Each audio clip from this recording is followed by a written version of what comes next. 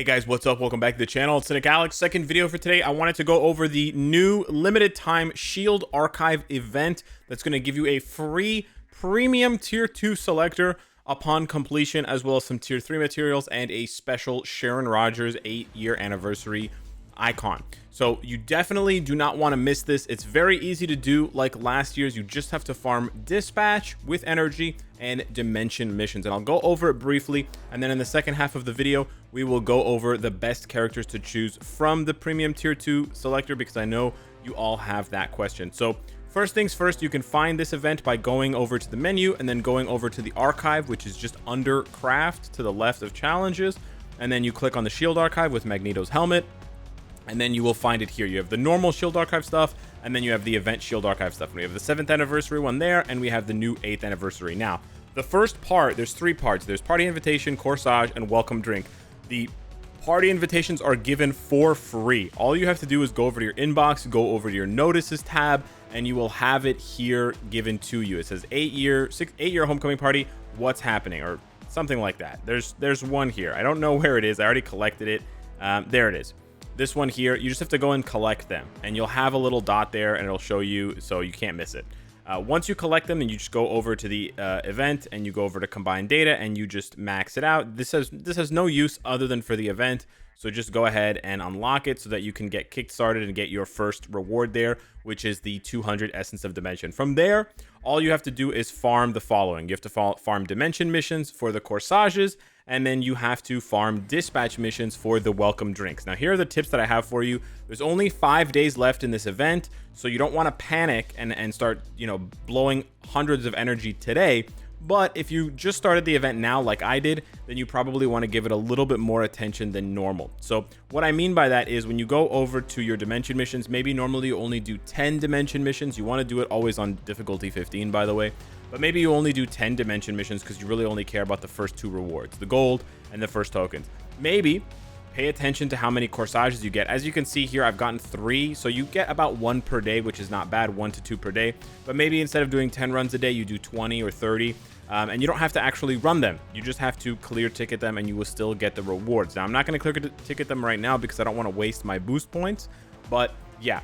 Normally, I wait until dimension missions are basically the last thing that I have left to do. What I do with my dailies is I burn all my boost points using playing GBR, playing through the epic quest missions to get extra gold, and then when my boost points are gone but I still have spare energy, then I'll come and I'll do a 10 or 20 or 30 clears of this clear ticket clears of the dimension mission. So that's the first step, just to get the corsages. You should be able to get these fairly easily without a lot of effort on your part. The only thing that's going to really require some effort is the 10 welcome drinks. For that, you're going to have to play dispatch.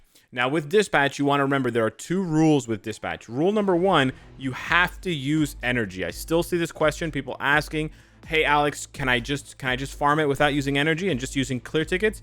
You will not get any rewards. You will not get the rewards unless you do it with energy. Okay, you have to play with energy. I know the rewards don't change if you untick use energy, but you can see there, if you hold down on the little question mark there, it says that you will only get XP when you enter without energy. So you cannot get any rewards, any physical rewards, any sort of drops. And that includes the dispatch drop for the 8th anniversary gift. So you have to use energy. Again, if you don't want to use boost points, then drain your boost points doing other content and then run your dispatch. That's the first rule.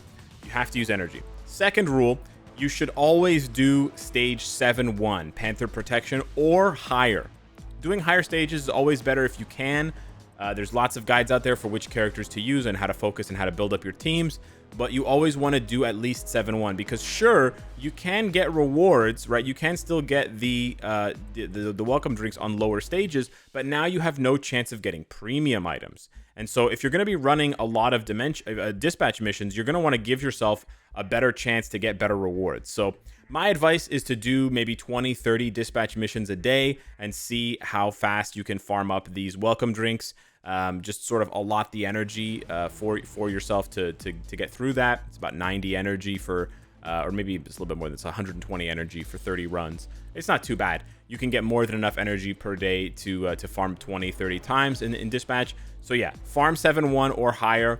and then always remember to use energy. The other tip I wanted to give you guys as far as dispatch goes is if you're finding that your dispatch auto play keeps turning off when you run out of boost points, all you have to do is go into the settings, and there will be a little thing here called auto repeat when boost points are low. Maybe you have it set to stop repeating. You want to make sure that that's on repeat so that you can keep farming even though you reach 0 boost points. You want to make sure that that's always on.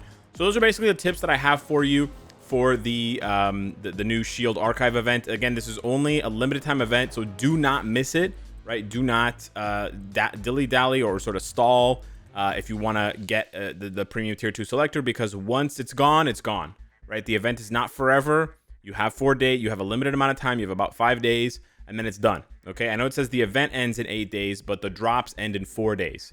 So once the drops are done, I don't think you'll be able to get it. Sometimes they do, like they give away tokens at the end that you can use the tokens to exchange, but I wouldn't count on those things happening unless they've already announced them. So I would just get my farming done first. Now, the more important part, what everybody wants to hear, is the tier 2 premium character guide. Now, I was thinking about doing a tier maker tier list like Beast Mode and other content creators did, but then I remembered that I had my mega tier 2 list. Now, this mega tier 2 list is listed for 8.7.5, but I just added in Cassie, and it's basically the same as the 9.00 update. And essentially, the mega tier 2 list is the same as the premium tier 2 selector. Now, there are some differences. That's not exactly the same. There are some differences because there are characters here that you cannot get in the premium selector. Okay, so for example, you can't get Magneto in the premium tier 2 selector.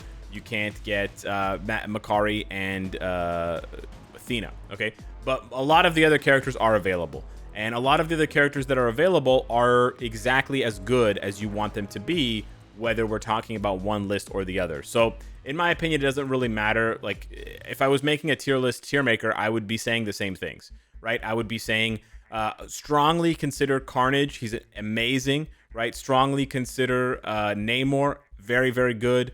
For supports, Valkyrie is fantastic. So is Riri Williams, Ironheart. So, you know, if you want to go a little bit more niche PvP, you could go for someone like Colossus or Mr. Sinister or possibly Toxin. I don't think Sunbird is on the list. Maybe, oh, actually, Sunbird should be on the list. Yeah, he is on the list. So you go for Sunbird if you already have Blue Dragon. So yeah, this is not exactly the same, again, as the premium tier 2 selector, but it's essentially the same. The ones that are highlighted in red are the best, okay? And then the ones that are highlighted in green are sort of newer options. Polaris is a really good option as well.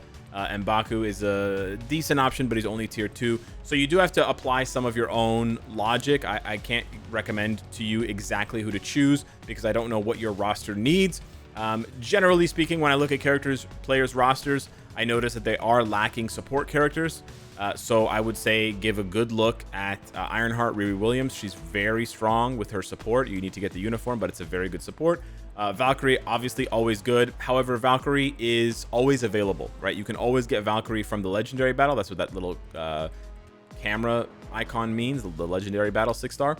So she's not as hard to get, right? And then you can also make the argument, if you wanted to, about farming from dimension missions. So that's another thing that, again, it really depends on what kind of player you are. If you're the type of player that really wants to min-max, right, and they really want, and they see themselves playing for a long time, you're not going to get bored of the game, then you probably don't want to choose any of the characters here from your premium tier 2 selector, because you can technically farm all of these characters for free. You can unlock all of these characters for free at 1 star. It could take you months. It could take you a long ass time. Don't get me wrong. You can see here it's Gambit, and I change it. Okay, Magic. Maybe I really want Magic, whatever. But you get the point. If you are a min-max type of player, then you want to take the Dimension Mission support character list into consideration. For everybody else who's not a min-max player, then I would just say go for the best options. And like I highlighted already, the best options are the ones that are in red that are available. So Carnage and Namor and Riri are the best options in my opinion overall.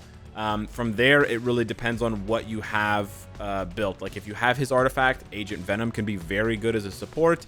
If you have Blue Dragon, Sunbird can be really good as a support for PvP. Polaris is excellent. She's a really, really good option. I would say probably Carnage, Polaris, Namor, and Riri. Or maybe I'd rank it like Carnage, Riri, Namor, Polaris as the top 4. after Polaris, there's kind of a drop off, and there isn't really a big winner. Maybe you want to get Luna in anticipation of a uniform she could be getting because of Sharon Rogers getting a uniform. Now that's purely speculation, but that is a possibility. But again, it depends on whether you want to take that gamble. So there is a lot of agency here. There is a lot of decision making that you have to do as a player. Hopefully this and other guides will help you sort of narrow down your decision. Keep in mind for Otherworld Battle, Emma is potentially good. Magic is also potentially good if you have her artifact, but you do need it. Echo is a solid lead and support for speed types.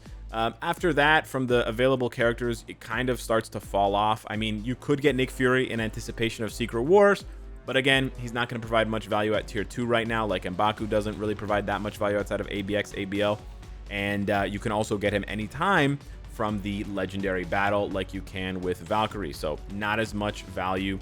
Ghost Panther is another pretty decent pickup if you want to buff Jean Grey as much as possible. Everybody else, in my opinion, is probably a miss. Yeah, I wouldn't really invest in anybody else at this point that's available, because you can either farm for them easily or over time, or they suck. They just straight up suck. They're not good characters. Unless you want to take a flyer on someone like a Spectrum, hoping that she gets a really massive upgrade for the Marvels movie. But that would be sort of your call type thing. So with that being said, I hope that helps you out. If you're looking for how to find this, it's always in the mega guides, which are linked below in the description of every single video. Of course, it starts with the tier list, but then you can just tab over to the champion building, the story mode, the World Boss Legend guide, the ABX ABL guide, and then the 5th one or the 6th one is the mega tier 2 list, which is what we're using for this video. So hopefully that has helped you make a decision, but you got to do the farming first, right? The decision doesn't come until you actually get that item in your hands, and in order to do that, you got to stop watching this video and go get to farming. So yeah, hit it up. Good luck with the drops. I wish you all the best luck with that. Thanks so much for watching. Smash the like button to help the channel out, and I'll see you in the next one. Take care.